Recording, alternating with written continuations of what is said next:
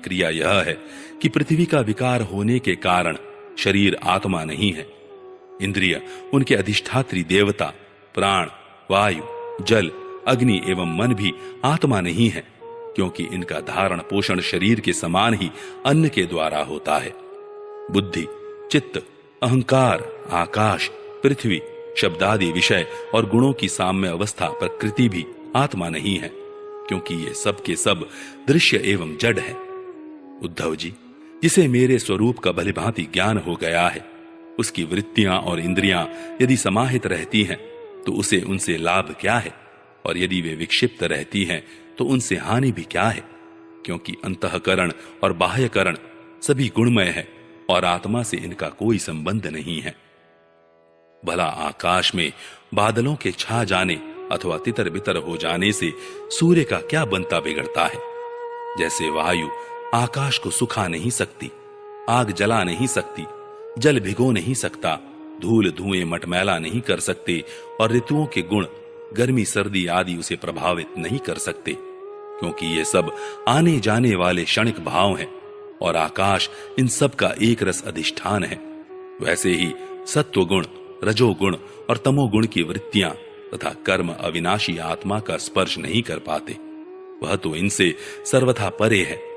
इनके द्वारा तो केवल वही संसार में भटकता है जो इनमें अहंकार कर बैठता है।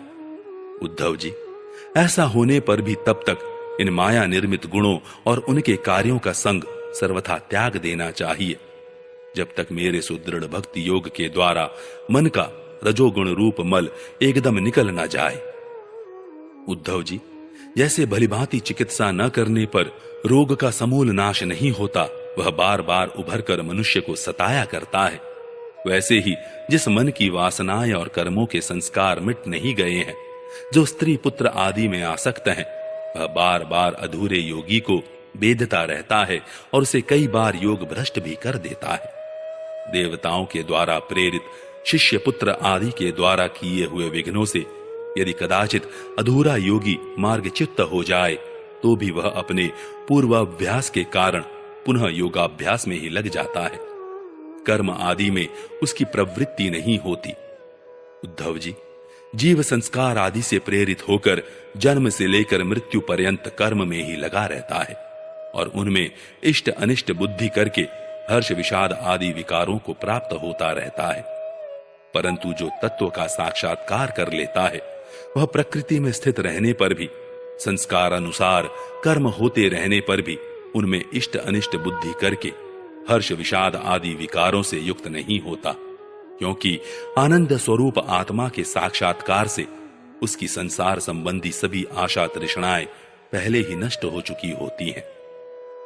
जो अपने स्वरूप में स्थित हो गया है, उसे इस बात का भी पता नहीं रहता कि शरीर खड़ा है या बैठा, चल रहा है या सो रहा है, मलमूत्र त्याग रहा है, भोजन कर रहा है अथवा और कोई स्वाभाविक कर्म कर रहा है, क्योंकि उसकी वृत्ति तो आत्म स्वरूप में स्थित ब्रह्माकार रहती है। यदि ज्ञानी पुरुष की दृष्टि में इंद्रियों के विविध बाह्य विषय जो कि असत हैं आते भी हैं, तो वह उन्हें अपने आत्मा से भिन्न नहीं मानता, क्योंकि वे युक्तियों, प्रमाणों और स्वानुभूति से सिद्ध नहीं होते। जैसे नींद टूट जाने पर स्वप्न में देखे हुए और जागने पर तिरोहित हुए पदार्थों को कोई सत्य नहीं मानता, वैसे ही ज्ञानी पुरुष भी अपने से भिन्न प्रतीयमान पदार्थों को सत्य नहीं मानते। उद्धव जी, अनेकों प्रकार के गुण और कर्मों से युक्त देह, इंद्रिय आदि पदार्थ पहले अज्ञान के कारण आत्मा से अभिन्न मान लिए गए थे। उनका विवेक नहीं था। अब आत्मदृष्टि होने पर अज्ञान और उसके कार्यों की निवृत्ति हो जाती है, इसलिए अज्ञान की निवृत्ति ही अभीष्ट है। वृत्तियों के द्वारा न तो आत्मा का ग्रहण हो सकता है और न त्याग। जैसे सूर्य उदय होकर मनुष्यों के नेत्रों के सामने से अंधकार का पर्दा हटा देते हैं, किसी नई वस्तु का निर्माण नहीं करते, वैसे ही मेरे स्वरूप का दृढ़ अप्रोक्ष ज्ञान पुरुष के बुद्धिगत अज्ञान का आवरण नष्ट कर देता है। वह इंद्र रूप से किसी वस्तु का अनुभव नहीं कराता। उद्धव जी, आत्मा नित्य अपरोक्ष है, उसकी प्राप्ति नहीं करनी पड़ती। वह स्वयं प्रकाश है, उसमें अज्ञान आदि किसी प्रकार के विकार नहीं है। वह जन्म रहित है, अर्थात कभी किसी प्रकार भी वृत्ति में आरूढ़ नहीं होता, इसलिए अप्रमेय है। ज्ञान आदि के द्वारा उसका संस्कार भी नहीं किया जा सकता। आत्मा में देश, काल और वस्तुकृत परिच्छेद न होने के कारण अस्तित्व, वृद्धि, परिवर्तन, ह्रास और विनाश उसका स्पर्श भी नहीं कर सकते। सबकी और सब प्रकार की अनुभूतियां आत्मस्वरूप ही हैं। जब मन और वाणी आत्मा को अपना अविषय समझकर निवृत्त हो जाते हैं, तब वही सजातीय, विजातीय और स्वगत भेद से शून्य तक अद्वितीय रह जाता है। व्यवहार दृष्टि से उसके स्वरूप का वाणी और प्राण आदि के प्रवर्तक के रूप में निरूपण किया जाता है। उद्धव जी, अद्वितीय आत्म तत्व में अर्थहीन नामों के द्वारा विविधता मान लेना ही मन का भ्रम है, अज्ञान है। सचमुच यह बहुत बड़ा मोह है, क्योंकि अपने आत्मा के अतिरिक्त उस भ्रम का भी और कोई अधिष्ठान नहीं है। अधिष्ठान सत्ता में अध्यस्त की सत्ता है ही नहीं, इसलिए सब कुछ आत्मा ही है। बहुत से पंडित अभिमानी लोग ऐसा कहते हैं कि यह 5 भौतिक द्वैत विभिन्न नामों और रूपों के रूप में इंद्रियों के द्वारा ग्रहण किया जाता है, इसलिए सत्य है। परंतु यह तो अर्थहीन वाणी का आडंबर मात्र है, क्योंकि तत्वतः तो इंद्रियों की पृथक सत्ता ही सिद्ध नहीं होती। फिर वे किसी को प्रमाणित कैसे करेंगी? उद्धव जी, यदि योग साधना पूर्ण होने के पहले ही किसी साधक का शरीर रोगादि उपद्रवों से पीड़ित हो, तो उसे इन उपायों का आश्रय लेना चाहिए। गर्मी, ठंडक आदि को चंद्रमा, सूर्य आदि की धारणा के द्वारा, वात आदि रोगों को वायु धारणा युक्त आसनों के द्वारा और ग्रह सर्पादि कृत विघ्नों को तपस्या, मंत्र एवं औषधि के द्वारा नष्ट कर डालना चाहिए।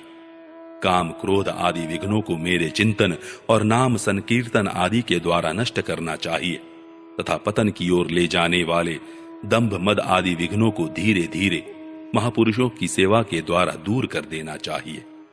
कोई कोई मनस्वी योगी विविध उपायों के द्वारा इस शरीर को सुदृढ़ और युवावस्था में स्थिर करके फिर अणिमा आदि सिद्धियों के लिए योग साधन करते हैं, परंतु बुद्धिमान पुरुष ऐसे विचार का समर्थन नहीं करते, क्योंकि यह तो एक व्यर्थ प्रयास है।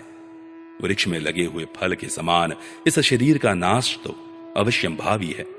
यदि कदाचित बहुत दिनों तक निरंतर और आदर पूर्वक योग साधना करते रहने पर शरीर सुदृढ़ भी हो जाए, तब भी बुद्धिमान पुरुष को अपनी साधना छोड़कर उतने में ही संतोष नहीं कर लेना चाहिए। उसे तो सर्वदा मेरी प्राप्ति के लिए ही संलग्न रहना चाहिए। जो साधक मेरा आश्रय लेकर मेरे द्वारा कही हुई योग साधना में संलग्न रहता है, उसे कोई भी विघ्न बाधा डिगा नहीं सकती। उसकी सारी कामनाएं नष्ट हो जाती हैं और वह आत्मानंद की अनुभूति में मग्न हो जाता है।